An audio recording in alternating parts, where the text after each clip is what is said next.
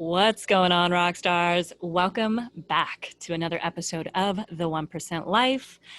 I'm your host, peak performance coach and trainer, Joanie Dillon, and welcome to June 1st, y'all. It's kind of crazy to think that we are here. We have been, for many of you, still in the middle of quarantine. It's been months. Gosh, March 12th was when I returned home from Vail, Colorado on my last vacation. And just hopped in a plane and flew across the country yesterday. I'll tell you about it in just a second. If you are listening to us live on the Facebooks, drop a 1 if it's your first time listening. If you are a repeat offender and you have been here before, maybe even listen in every single day, drop a 2 in the chat. We love to shout you out and say hello and know and learn who our brand new listeners are as well. So rock stars, share this out as well, please, if you don't mind. Tag somebody who needs to hear, tag someone who would benefit from listening to the show. So yesterday I hopped in a plane and flew across the country from Seattle, Washington, over to Atlanta, Georgia, the South. And it was kind of crazy, I gotta say, flying during these times. I mean, I think one could imagine it would be a little bit crazy. And it certainly was. It did not disappoint. It was definitely a little crazy. But you know what? I have to tell you, I was the most calm flying that I've ever been. And that's kind of a little unexpected for me. I didn't expect that. Although I asked for that. I asked my subconscious mind for that, to be really calm, to feel like I'm, protected, not to feel like I'm protected, but to be protected, to be safe, to be calm and in my peace.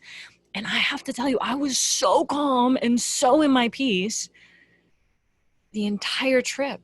I mean, we had turbulence going all the way from Seattle to Detroit, like nonstop. And I was like listening to a couple podcasts, trying to sleep, half listening, half asleep. And I was so peaceful, which normally I had not one rise of emotion or like anxiety or fear or anything like that at all during that entire flight. I was so calm and zenned out. It was lovely. And, no Bloody Marys these days in first class, like at all, or probably any class. There's no Bloody Marys, no nothing. Actually, not even water, no service. I mean, I guess they'll hand you a bottle of water when you walk in, but, it's kind of bizarre. And clean some stuff off, antiseptic, disinfectant kind of thing. That was interesting for the first time. So yeah, times are different, right? Times are different. So I landed in Atlanta yesterday. My guy picked me up, my partner in crime. And the day after the riots hit Atlanta, or not hit, but I don't really know what ended up happening last night. I haven't looked into it yet, but there was a curfew in place. A lot of tension going on in the world right now. A lot of really hurt and upset people, as they should be, And so there's a lot of stuff going on in the world, and some trying times right now, for sure. So we drove a couple hours out to his parents' house. We're out here in, oh yeah, if you're looking at the new digs, it's like it's my temporary new home. And this is a Class A, if you're listening to us live on Facebook, Class A, some sort of, motor coach, I think they call them. So 9 months ago, I hopped in an RV, went off to Burning Man with like 5 or 6 friends, and then we traveled a little bit of the country. And years ago, when I used to see a bunch of clients and talk to people who just would talk about, oh, we RV, I was like, that's so weird. Really, I was like, that's so weird. Who would want to RV? It's like the strangest thing ever to RV. Well, guess what? I was like, that's for weirdos and old people. And then I turned 40 in an RV in Sedona, Arizona, and it was like the best thing ever. I seriously had the best time of my life. And back in an RV again. So my guy got an RV a year ago on 4th of July, set off to travel the country in it. It's just beautiful, beautiful RV. And it's like, all right, well, until he gets new digs, this is where we're at. We're going to travel across the country. We set off on Wednesday morning. I think that's Wednesday the 3rd from Atlanta or from Georgia, where we are out in Hartwell, all the way across the country. Kind of crazy. We're going to take our time. We're going to go up through Colorado, or actually we're going first through, totally get this backwards. Tennessee's the first night, Missouri, Kansas, man, we are going through the South, I think, then Kansas, like a little more Midwestern feel. And I don't know where we're going from there, but yeah, he's got the whole thing plotted out. I just get to show up, hang out, super fun, and see the country. So I'm in the South, like almost, is this considered the deep South? I think it kind of is. Yeah.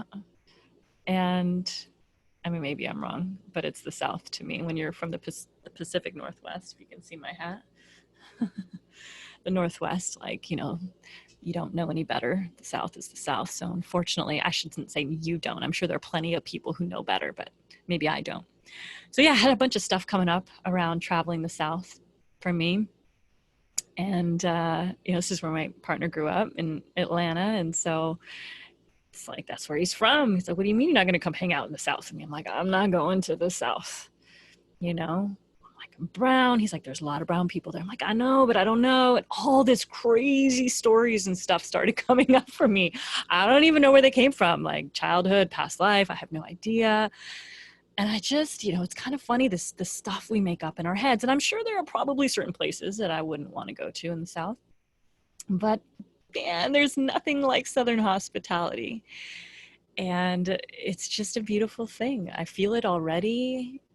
We're on this beautiful property, on his parents' property. It's gorgeous. I don't know how many acres are here, but there's a good amount. And it's just gorgeous lakefront. Maybe tomorrow I'll show you around. And we've got the RV out here. The house is next, like over there a little bit, over that way. And it's gorgeous going out in the boat today with his family. And, it's just, the Southern hospitality is amazing out here. It's just really good. It's really good. So what are we talking about today, besides me rambling about my upcoming adventure across the country? And, you might see some things if you connect with me on Instagram. Connect with me at Joanie Dillon. And you got to spell my name right because it's a little different. It's got an H in it. Just check out the show image. It has it in there. Follow me on Instagram there. I'll be putting up stories every day about my crazy adventures. And podcasting, we got the podcasting studio set up, got lighting, got it all. It's pretty amazing. I mean, when you're dating a marketer as well, everything's set up. I got a big screen. I'm like, wow, your setup's better than my setup. It's awesome. So yeah, it's pretty cool. I'm excited. But anyways, so today, what came up for me, this was actually an episode I wanted to record this weekend for you. So it's fresh on my mind still. And that is to be careful what you ask for. Be careful what you ask the universe for, because man, the universe has your back and it's listening. It's listening. So the other day I got a call from one of my clients, and she got furloughed, which, I think that's like a glorified way of saying you're let go. We'll pay your healthcare benefits, but you're not coming back anytime soon, right? It's like a lot of the companies are saying you're furloughed, especially in the hospitality, vacation ownership industry. It's like, all right, we'll see y'all. Peace, right? Get on unemployment. We're no longer taking care of you, but we'll pay your health insurance, which I guess is good. So she got the call, man, and she's one of the top talents in the company. And it was just like devastating. It was kind of devastating for her. And the thing that came up around it was, she's like, Joanie, funny thing is, an hour before, I had just decided, right? I mean, your companies can only keep you on hold for so long. It's not their fault right now. It's whatever's going on in their governments, local governments, whatever, that you're not going back to work until you can go back to work, right? She said, I just got off a call with someone, and she decided to move forward with a business and start her own business. She's really excited about it. But the question she posed was, man, well, maybe not the man part. How am I going to do both? how am I going to do both? Like, I don't know how I'm going to do both. And less than an hour later, she gets a call from her, I don't know, director of sales and says, bye-bye. Oh, but we really want you back. You're just not coming back in phase 1. You're coming back in phase 2. It's just, blah. Zip it. Don't keep my life on hold any longer. Seriously. And then the VP of sales calls, great guy. And it's like, oh yeah, we love you. This is neither, here or there. Like, it just is. We'll see you in the next phase. No. Well, I don't know what she's going to do, but like, no, this is what I would say. No, I'm out, right? I'm out. Peace, homies. Like, peace. I've given you everything. Made millions for you every year. And this is what I get, right? So a couple of things are coming up for me right now. And the one thing I didn't think I was going to say is that, man, if this time right now has not made it so clear that no company has your back, then I don't know what will. It doesn't matter how big of a superstar you are. It doesn't matter how incredible you are. Nobody has your back. They have their backs right now to make sure they're appeasing to their shareholders, if they have them, and that they're able to operate within their means. They can't have your back. I heard something from Tony Robbins a couple weeks ago. It was just like, look, during this time, business owners, rip the Band-Aid off. You got to make the cuts. You got to, again, this is me paraphrasing. This was my interpretation of what he said, just in case Tony's listening and he's like, that's not what I said. My interpretation of what he said was, you got to rip the Band-Aid off. And I think it was even in those words. And it's going to hurt, but it's better now than later. Now you got reason to do so. Everybody expects it. Nobody's really heard about it, right? No one's really heard about it. I mean, they heard. It's like, oh, seriously, but they understand. So sometimes as business owners, you got to make those calls. You got to make those big calls, those uncomfortable, not so good calls, and not wait until it's too late. But it's important to know as an employee, if you're an employee, that you got to get your ducks in a row. I hate that saying this. Like, all of them are so old school. It's like, can we come up with some new ones? You got to get your ducks in a row, right? You got to get your stuff together. You do. And you cannot depend on a company having your back, because not one of them will. This was very telling as to what is possible when you don't work for yourself. I mean, we had to take a massive pivot. Massive. We were affected. Big time. 85% of my clients don't have jobs anymore, or they're like on, waiting for you to come back. It's like, great, coming back someday. So many more people out there, need help. So it's called, again, this has been the theme. It was a theme for last week. It's not necessarily the theme for this week, although it could be, because I certainly know I'm going to be exhibiting some behavioral flexibility on this trip. Big time. Lots of behavioral flexibility. Living in an RV with my guys, like, crazy and tight, like, head, it's just, thing's massive, but it's not that massive, and traveling, both of us running full-time businesses, events and trainings and this, that, and the other. It's a lot. Behavioral flexibility is needed.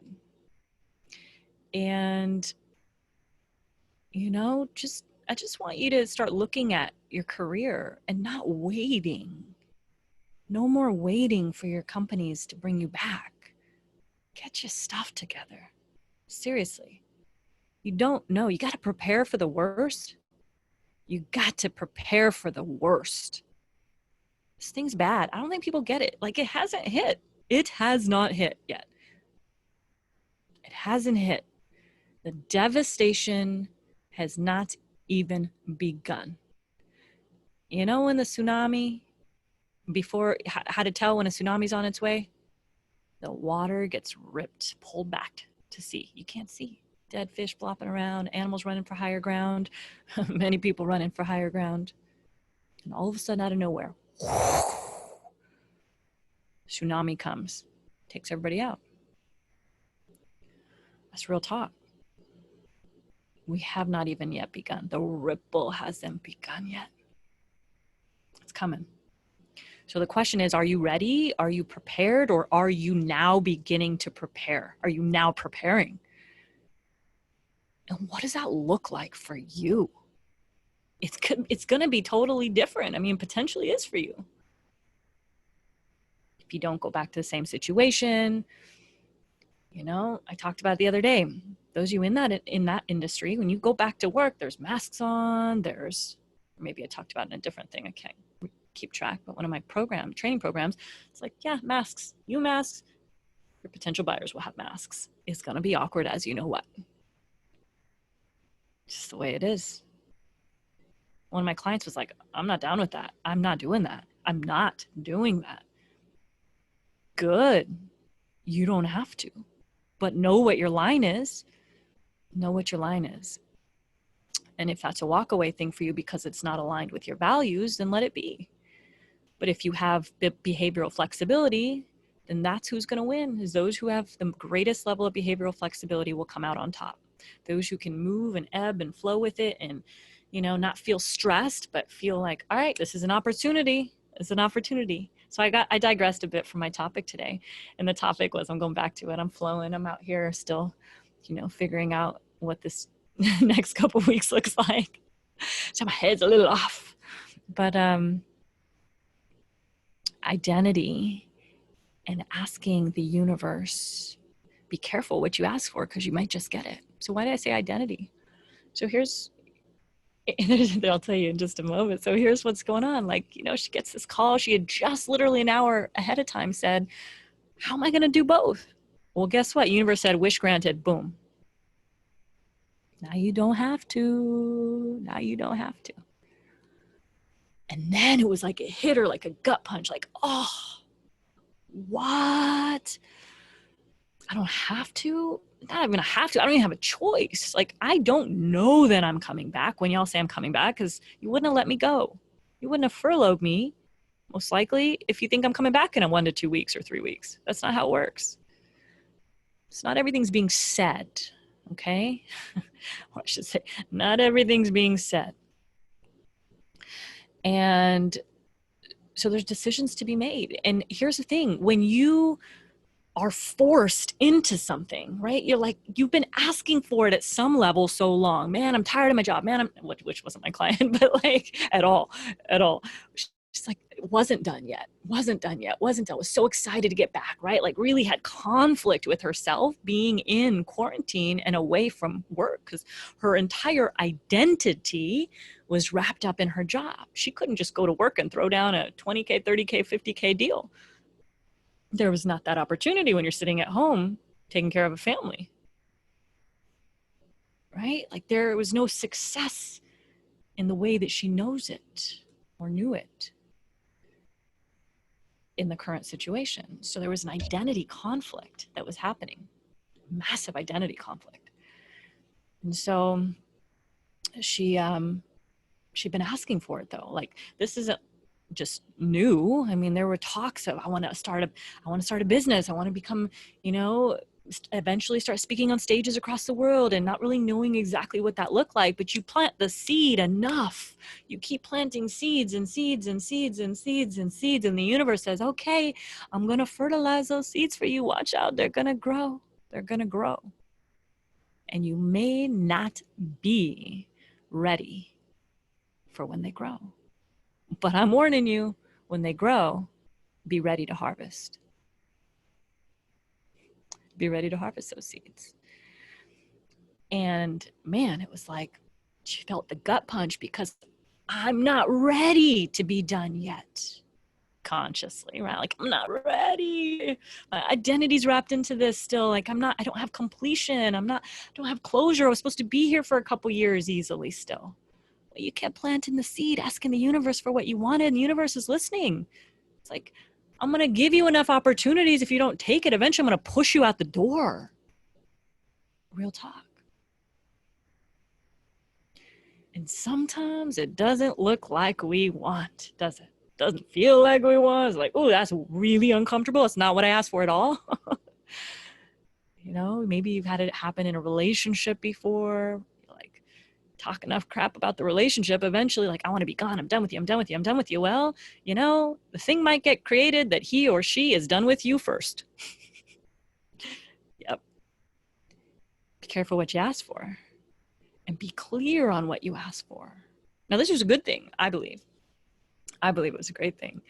And, you know, it's just no better time than now. God, there's so much amazingness that's being birthed out of now, like right now. Do you feel it? Like, I'm curious. Do y'all feel it? Do you feel like, are there things being birthed in your life?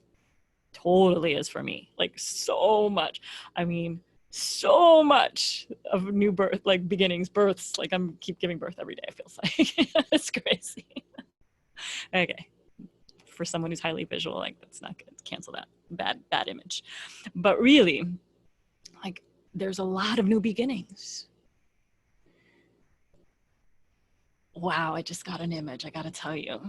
It's so funny. And it's amazing when you connect with your subconscious mind, what images and how it communicates with you, rather, not just the images, but like how it begins to talk to you. And I literally just got a message a couple days before this whole thing happened. I was out at a mastermind retreat, and I was at a mastermind retreat with my private mastermind client, or my private mastermind clients, I guess we could call them.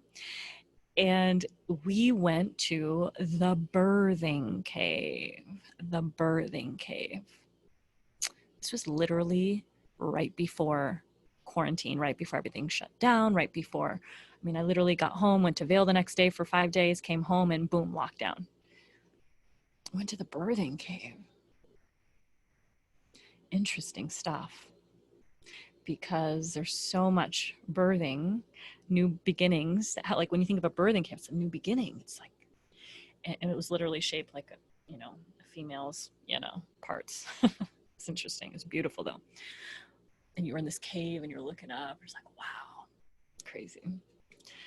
So, new beginnings.